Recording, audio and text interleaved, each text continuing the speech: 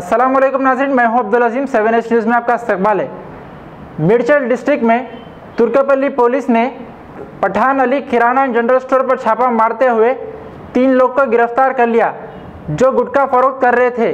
पेश है इस मामले पर हमारे नुमाइंदे रहीम खादरी की ये रिपोर्ट। नाजरीन, खबर मिली है कि ज़िला मेडचल तुर्कापल्ली पुलिस ने राचाकुंडा में पठान अली किराना एंड जनरल स्टोर पर छापा मारते हुए 3 अफराद को हिरासत में ले लिया और उनके कब्ज़े से काफ़ी तादाद में पान मसाला और गुटखा जब्त किया। मज़ीद तहक़ीक़ात जारी हैं। नाजरीन, आए दिन पुलिस के ज़रिए छापे मारकर गुटखा और पान मसाले जब्त किए जा रहे हैं, लेकिन काला बाजारी करने वाले बराबर अपना काम करते जा रहे हैं। क्या यह कानून के साथ मजाक नहीं है?